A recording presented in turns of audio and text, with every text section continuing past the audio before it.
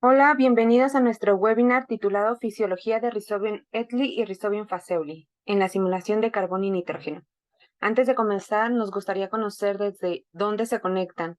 Los animamos a que nos escriban en el chat para que podamos saber desde qué lugares nos acompañan. Ya veo que se están incorporando. Ojalá se animen a compartirnos desde dónde se conectan. Bueno, continuamos con el webinar. Hoy tenemos el honor de contar con una destacada invitada, la doctora Alma Ruth Reyes, quien es una experta en el campo de la microbiología y la genómica funcional. Realizó su carrera de biología en la Facultad de Ciencias Biológicas de la UAM y obtuvo su doctorado en ciencias en el Instituto de Ciencias Básicas y Aplicadas de la misma universidad. Durante su trayectoria académica, la doctora Reyes participó en el programa Genómica Funcional de Procariotes del Centro de Ciencias Genómicas de la UNAM, donde trabajó en diversos proyectos como técnico por honorarios. Durante su doctorado se enfocó en el estudio del sistema regulatorio HFIXL-FXKR, el cual regula los genes involucrados en la fijación de nitrógeno en Sinorhizobium meliloti y Rhizobium etli. Su dedicación y excelencia en la investigación se vieron reflejados en la publicación de varios artículos en revistas internacionales. Posteriormente, la doctora Reyes colaboró en el estudio de bacterias fijadoras de nitrógeno asociadas a acacia provenientes de jales mineros en el Centro de Investigación en Biotecnología de la UAM. Además, realizó una estancia postdoctoral en el Departamento de Microbiología Molecular en el Instituto de Biotecnología de la UNAM, donde se centró en el estudio de la degradación del polímero polihidroxibutirato en Azotobacter vinelandi. En la actualidad, la doctora Reyes forma parte del programa de genómica funcional de procariontes, donde se dedica al estudio de la participación de la quimiotaxis del ácido aspartico en el metabolismo y simbiosis de Rhizobium etli y Rhizobium faseoli. Hoy, la doctora Reyes nos brindará un webinar en el que profundizará en el tema de la fisiología de Rhizobium etli y Rhizobium faseoli, en la asimilación de carbono y nitrógeno. Su amplia experiencia y conocimiento en el campo nos permitirá adentrarnos en este tema de gran relevancia científica. Recuerden que durante la conferencia tendrán la oportunidad de hacer preguntas a nuestra invitada. Si tienen alguna pregunta relacionada con el tema que vamos a tratar, les animamos a escribirla en el chat. Al finalizar la presentación, dedicaremos un tiempo para abordar las preguntas y enriquecer así este webinar. Sin más preámbulos, damos inicio a este webinar y la palabra ahora la tiene la doctora Alma Ruth Reyes. Muchas gracias, Gaby, por la invitación. Gracias a todos por conectarse y bueno, te pido que me compartas la presentación, por favor. Sí.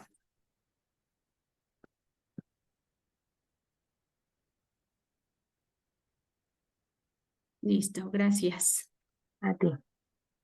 Bueno, como ya lo mencionó Gaby, mi nombre es Alma Ruth Reyes y trabajo en el programa de Genómica Funcional de Procariotes en el Centro de Ciencias Genómicas de la UNAM, Campus Morelos. Y les voy a presentar parte del proyecto que estamos realizando en el laboratorio y que lleva por título Fisiología de Rhizobium etli y Rhizobium faseoli en la asimilación de carbono y nitrógeno. Para empezar, quiero hablarles acerca de algunos antecedentes sobre el proyecto y quiero hablarles primero del nitrógeno. La que sigue. El nitrógeno, como ustedes saben, es el componente más abundante de la atmósfera y constituye el 80%. Es parte esencial de muchos compuestos químicos como son los ácidos nucleicos y las proteínas. Antes de su incorporación a los sistemas vivos, el nitrógeno es primeramente combinado con el hidrógeno. La reducción de nitrógeno es conocida como fijación de nitrógeno y este proceso puede ser químico o biológico. Como se pueden dar cuenta, el nitrógeno requiere de alta energía para su fijación debido a que posee un triple enlace. La que sigue, por favor.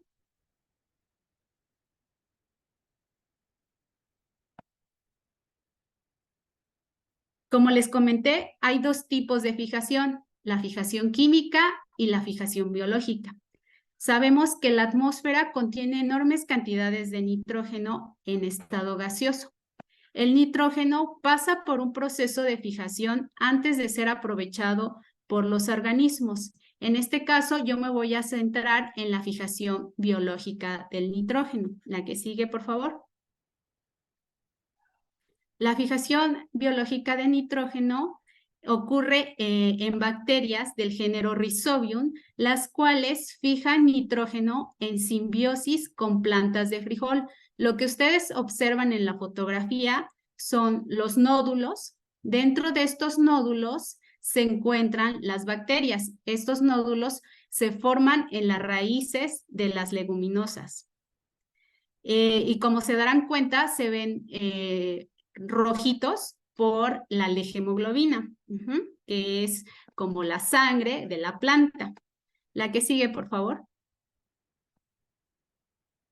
Ahora bien, el frijol, o también llamado Phaseolus vulgaris, nombre científico, es la leguminosa más importante para el consumo humano en el mundo.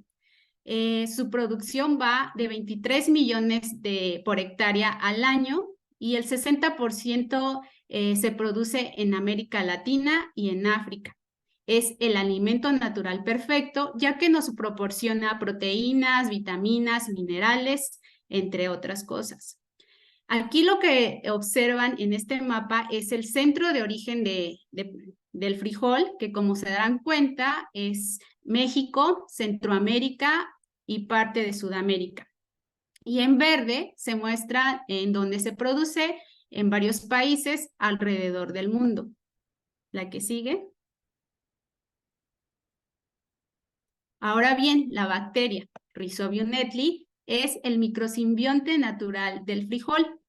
El frijol también es nodulado por otras Rhizobium, como son Rhizobium tropici, Leguminosarum, Rhizobium fascioli, loti, entre otros Rhizobium. Rhizobium nettli ha sido el modelo de estudio durante estos ya casi 40 años que cumple el Centro de Ciencias Genómicas. Sin embargo, aún hay muchas cosas que se desconocen, por lo tanto, en la actualidad se sigue utilizando como modelo de estudio. La que sigue.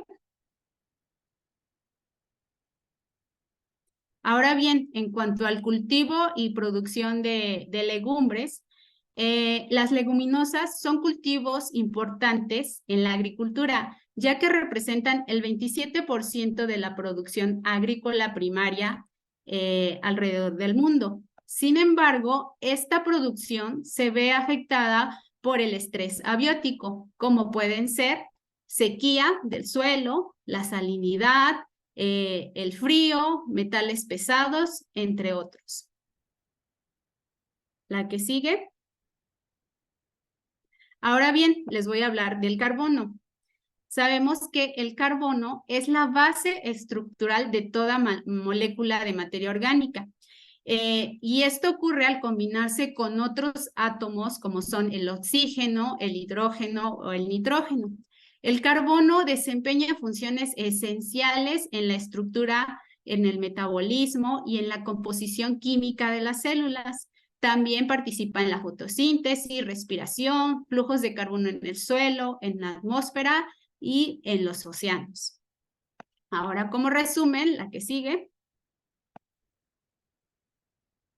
El carbono y el nitrógeno, como se dieron cuenta, son dos elementos muy abundantes en la biomasa y su fijación pasando del estado mineral al biológico es un proceso clave para su incorporación. Tenemos que la fijación de nitrógeno es un proceso que demanda una alta energía, como se los comentaba anteriormente, y lo realizan solamente algunos procariontes. La fijación simbiótica en la relación rizobia leguminosa implica un intercambio de metabolitos fijados de carbono y de nitrógeno, mientras que la fijación de carbono es realizada principalmente por la enzima rubisco. Esta enzima está presente en plantas, en algas y en cianobacterias. Es por ello que es nuestro interés en estos dos elementos, tanto el carbono como el nitrógeno, implicados en la regulación del metabolismo de Rhizobio. La que sigue, por favor. Ahora bien, ya entrando en el metabolismo bacteriano, sabemos que es el conjunto de procesos por los cuales un microorganismo obtiene energía y los nutrientes que necesita para vivir y poder reproducirse. Este metabolismo bacteriano consiste de transformaciones químicas que ocurren dentro de la célula, como son más bien el anabolismo, que es la biosíntesis o la síntesis de macromoléculas, o el catabolismo, que es el metabolismo degradativo, en el cual se obtiene energía o para convertirlos en unidades precursoras de la biosíntesis. La siguiente. Sabemos que todos los organismos, ya sea macro o microorganismos, necesitan o requieren o tienen necesidades metabólicas. Al igual que las bacterias también deben obtener y sintetizar pues carbohidratos, aminoácidos y lípidos. También tienen necesidades mínimas para su crecimiento, como son la necesidad de adquirir carbono, nitrógeno, energía, agua. Pero también las bacterias requieren nutrientes básicos para su crecimiento, como son los macronutrientes y los micronutrientes. Los macronutrientes son los carbohidratos, las proteínas, los lípidos, el agua, fosfatos, sulfatos, cationes, mientras que los micronutrientes son cofactores enzimáticos y algunos elementos como el cobre, el zinc, entre otros. Pero también requiere para su crecimiento metabolitos esenciales como es el piruvato, la acetilcoenzima A, otros factores de crecimiento como las vitaminas, aminoácidos, entre otros. Ahora bien, la que sigue. Conociendo todas estas características, nosotros en nuestro grupo de investigación hemos estudiado este ciclo, el ciclo de los ácidos tricarboxílicos o el ciclo de Krebs, ya que es la ruta principal de producción de ATP en aerobios para generar compuestos intermediarios requeridos para las rutas biosintéticas. La que sigue. Nuestro modelo de estudio ha sido a lo largo de estos años la bacteria del género Rhizobium. Sabemos que esta bacteria es una ausótrofa de biotina, una vitamina clave de las carboxilasas, que es ausótrofa, que necesita de la biotina, de esta vitamina, para crecer. Uno de los pasos más importantes en su metabolismo es la conversión de piruvato a enoxaloacetato realizado a través de la piruvato carboxilasa, la cual esta carboxilasa es dependiente de biotina. Otra ruta para la obtención de oxaloacetato es a través de otra enzima, que es la fosfoenolpiruvato, la cual está mediada, más bien es la fosfoenolpiruvato carboxilasa. Debo decirles que Rhizobium no tiene los genes que sintetizan biotina, por lo cual nosotros al crecer esta bacteria tenemos que adicionarle esta vitamina. La siguiente.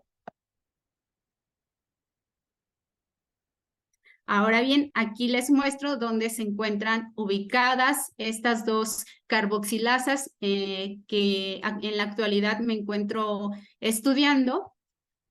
Aquí les muestro la entrada de flujo de carbono a través de la glucosa, que posteriormente pasa a fosfoenolpiruvato. De fosfoenolpiruvato a oxaloacetato se da a través de la carboxilasa fosfoenolpiruvato carboxilasa. Y de piruvato a oxaloacetato se da a través de la piruvato carboxilasa. Entonces, estas dos enzimas son en la actualidad en las que nosotros nos hemos estado enfocando en su estudio. Hace algunos años, en Rhizobia nettleri, otra bacteria, se estudió la piruvato carboxilasa. Sin embargo, al analizar esta otra bacteria, que son muy similares entre sí, pero se encontró que además de poseer la piruvato carboxilasa, poseía la fosfenol piruvato carboxilasa, cosa que en Rhizobia nettleri no se localiza, solamente se encuentra la piruvato carboxilasa, que es la carboxilasa esencial o principal para la entrada de carbono. Es por eso que surgió el estudio de esta bacteria debido a la presencia de estas dos carboxilasas y que las dos son necesarias para la entrada de flujo de carbono al ciclo de Krebs. La que sigue. Bueno, analizamos también la filogenia de Rhizobium. Aquí lo que les muestro en este mapa son todos los géneros de Rhizobium que encontramos a Mesorhizobium, Sinorhizobium, Agrobacterium. Esta carboxilasa que es la piruvato carboxilasa. Y enmarcados con cuadritos rojos son las bacterias o las especies que tienen a la otra carboxilasa, la fosfenol piruvato carboxilasa. Como se darán cuenta, son pocos las bacterias que poseen ambas carboxilasas. La que sigue, por favor. Entonces, sabiendo que existen dos carboxilasas que son importantes para la entrada de flujo de carbono, lo que en principio decidimos hacer es hacer mutantes en estos dos genes que codifican para estas dos carboxilasas. Hicimos una mutante en piruvato carboxilasa, una mutante en fosfonol piruvato carboxilasa y una doble mutante, tanto en la piruvato carboxilasa como en la fosfonol piruvato carboxilasa. Todo esto a través de técnicas de biología molecular, amplificamos por PCR, clonamos, secuenciamos, posteriormente interrumpimos el gen con un cassette de resistencia a un antibiótico y después conjugamos ya teniendo el plásmido o con la mutación de interés, conjugamos a la cepa de interés. Entonces, todo esto se hizo bajo estas técnicas.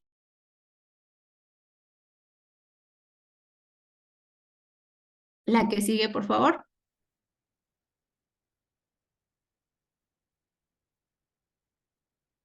Una vez que ya obtuvimos las mutantes en estos dos genes, de la piruvato, la fosfenol y la doble mutante, lo que en principio decidimos hacer es analizar su crecimiento.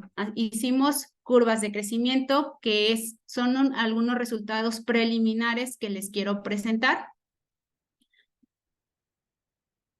La que sigue, por favor.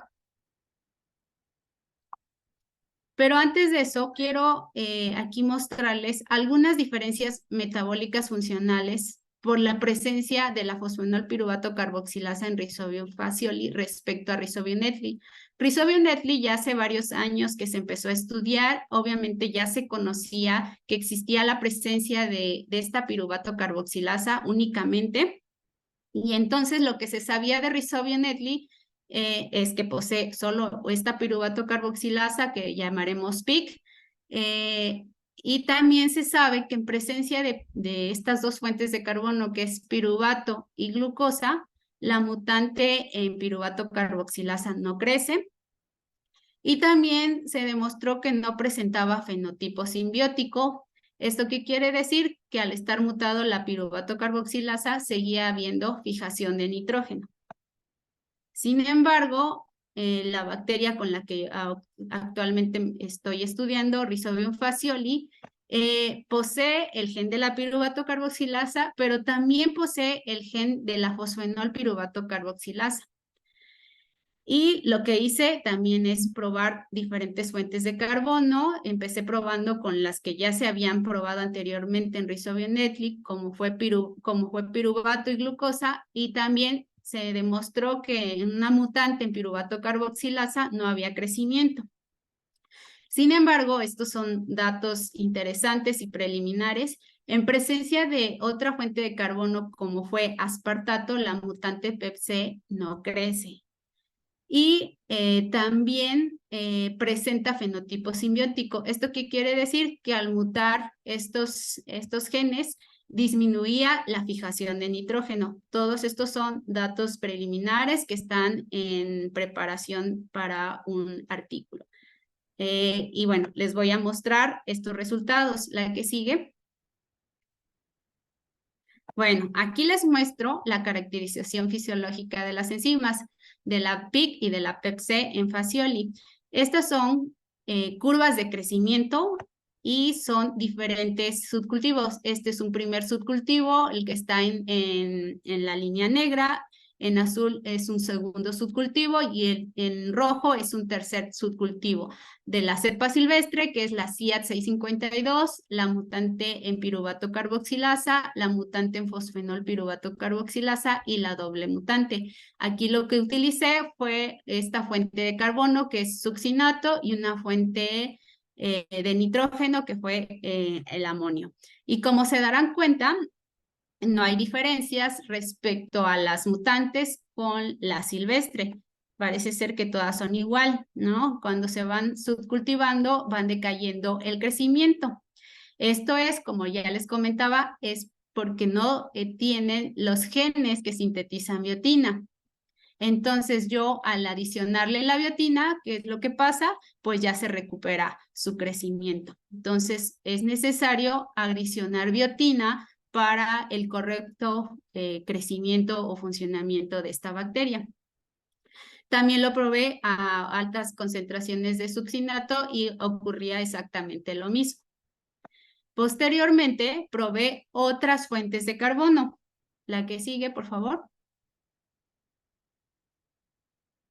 Aquí les muestro otras fuentes de carbono que probé, como fue malato, y también aquí nada más les muestro un primer cultivo que se realizó hasta las 48 horas. Como se darán cuenta, las mutantes y la cepa silvestre siguen creciendo. Obviamente les adicioné biotina para el correcto crecimiento. Y lo mismo sucedió con asparagina. Adicionándole también biotina, no había diferencias entre estas fuentes de carbono, succinato, malato y asparagina. Posteriormente, la que sigue, utilicé otras fuentes como es serina, y aquí, como se darán cuenta, la cepa silvestre crece bien. Sin embargo, la mutante piruvato carboxilasa y la doble mutante no crecen adecuadamente. Pero la mutante en fosfenol piruvato no afecta el crecimiento en esta fuente de carbono. Crece muy similar a la cepa silvestre. Y lo mismo sucedió con alanina. La cepa silvestre y la mutante fosfenol piruvato crecen muy bien. Sin embargo, la piruvato carboxilasa y la doble mutante no crecen. Es algo que se había visto al utilizar piruvato y glucosa, que es lo que les voy a mostrar a continuación. La siguiente. Aquí del lado izquierdo les muestro otras fuentes de carbono que fue piruvato y glucosa. Esto ya se había demostrado en Rhizobia etli, que la piruvato carboxilasa no crecía en ambas fuentes. Y lo mismo sucede en una doble mutante.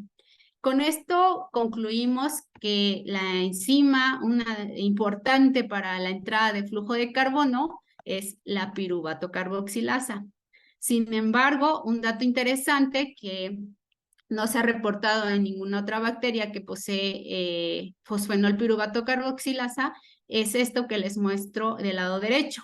Al utilizar esta otra fuente de carbono, que es aspartato, vemos que es todo lo contrario a lo que se observó en piruvato y glucosa, ya que la cepa silvestre y la cepa piruvato carboxilasa sí crecen adecuadamente. Sin embargo, la fosfoenol piruvato carboxilasa y la doble mutante no logran obtener un crecimiento óptimo. Esto todavía falta analizar cómo es que está el aspartato vinculado en el metabolismo o cómo es que la fosfenol piruvato se ve afectada en esta fuente de carbono. En eso estamos, en ese estudio todavía no tenemos nada en concreto, pero es un dato interesante y que no se había demostrado en ninguna otra bacteria. La que sigue, por favor. También hemos medido las actividades específicas de las dos enzimas, de la piruvato carboxilasa y de la fosfenol piruvato. Y en la piruvato carboxilasa, como pueden darse cuenta, en una cepa silvestre, pues sí observamos actividad, mientras que en una mutante no observamos esta actividad. Sin embargo, en la mutante de fosfenol piruvato, volvemos a observar la misma actividad que en la cepa silvestre, y en una doble mutante no hay actividad. Hasta ahí todo está bien. Lo que sí hemos tenido algunos problemas es para determinar la actividad específica de la fosfenol piruvato carboxilasa. Vemos que en la cepa silvestre tenemos una muy baja actividad, que de por sí es muy bajita, entonces eso aún todavía no está muy claro porque no vemos actividad. Puede ser que en esas condiciones que probamos esta actividad, esta enzima no esté funcional. Sin embargo, todavía habría que probarla en otras fuentes de carbono. Estas actividades se realizaron en la primer fuente de carbono que les mostré, que fue succinato, donde vimos que todas las cepas, tanto silvestre y mutantes, crecían óptimamente. Sin embargo, hemos tenido algunos problemas para determinar esta actividad. La que sigue, por favor.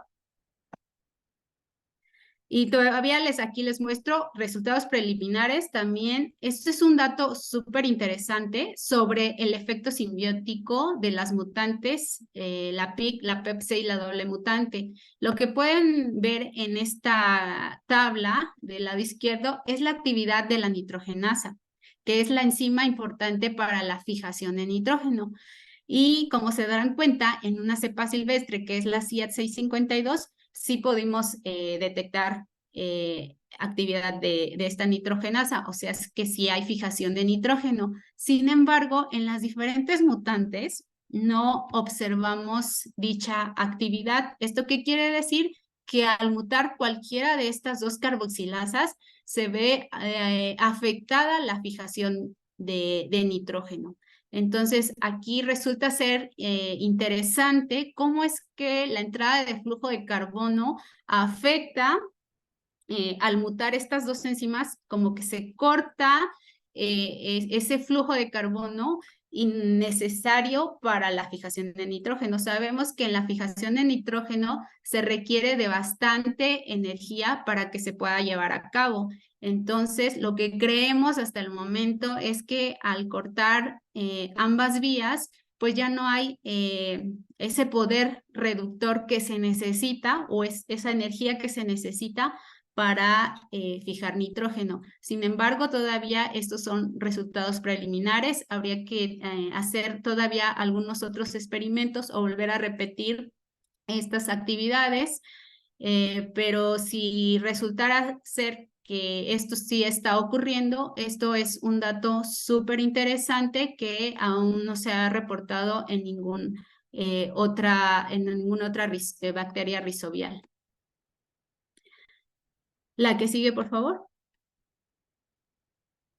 Y bueno, ¿para qué estudiar todo esto? ¿Para qué estudiar el metabolismo? ¿Para qué conocer las rutas metabólicas, el ciclo de Krebs y por qué estamos estudiando esto? Pues bueno, estas bacterias, esta Rhizobium, son clave de biofertilizantes, ya que incrementan el cultivo de frijol. Hace algunos años ya se había estado comercializando con biofertilizantes hechos a base de Rhizobium. Sin embargo, debido a algunos problemas de patente, tengo entendido, creo que ya no se sigue comercializando. Eh, pero la idea es esa, ¿no? Poder tener un biofertilizante natural que no contamine el suelo. Entonces, todavía se sigue estudiando esto debido a todo lo que en la actualidad vemos, ¿no? La tierra se está contaminando, entonces esta sería una muy buena opción para tener una mayor producción de estas leguminosas. Entonces, esta simbiosis entre la planta y la bacteria, pues obviamente aumenta el nivel de fijación de nitrógeno atmosférico y aumenta así la producción agrícola. Es por ello que todavía en la actualidad nosotros seguimos estudiando y parte también es que a pesar de que ya se tiene secuenciado el genoma completo tanto de la bacteria como de la planta, aún se desconocen muchas funciones de muchos genes, como en el caso de la piruvato carboxilasa y de la fosfenolpiruvato carboxilasa, que son enzimas claves para la entrada de carbono y para la fijación de nitrógeno. La que sigue, por favor. Y bueno, ya para finalizar, aparte de nuestra línea de investigación que es genómica funcional de procariontes, en el Centro de Ciencias Genómicas quiero decirles que también hay otras líneas de investigación. No solo se trabaja con bacterias, sino también se trabaja con eucariontes. Aquí les muestro que hay genómica funcional de eucariontes, donde los investigadores están enfocados directamente con las plantas, ¿no? Como estas leguminosas, en entender también su metabolismo, su fisiología, más directamente con la planta. Otras líneas de investigación como son microbiología genómica, que están enfocados en otras bacterias como la de cólera, en fin, ingeniería genómica, genómica evolutiva, ecología genómica, también la parte computacional o de bioinformática, biología de sistemas y biología sintética. Entonces, en el Centro de Ciencias Genómicas no solamente trabajamos con bacterias, sino también con diferentes organismos. Y bueno, la que sigue. Y bueno, ya para finalizar, próximamente tendremos el segundo día de puertas abiertas. Esto es, invitamos a la población, a la comunidad, para que conozca las líneas de investigación o los trabajos de investigación que se realizan en el Centro de Ciencias Genómicas. Entonces, invitamos principalmente a escuelas primarias, secundarias, preparatorias, para que se dé a conocer un poco de lo que se hace en el Centro de Ciencias Genómicas. Entonces, pues próximamente en octubre vamos a tener este evento para dar a conocer pues a toda la población todas las investigaciones que se realizan. Entonces, si alguno está de este lado, pues tiene la oportunidad de visitarnos, pues están las puertas abiertas en octubre. Y bueno, pues eso sería todo. La que sigue.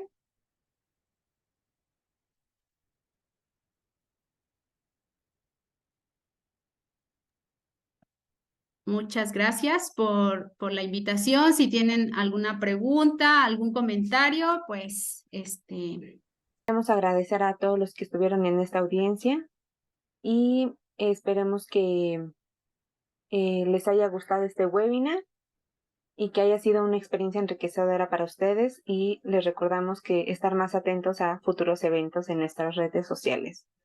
Muchas gracias a todos y que tengan una excelente noche. Gracias, Alma, que no tiene ninguna pregunta por parte de él, y que gracias.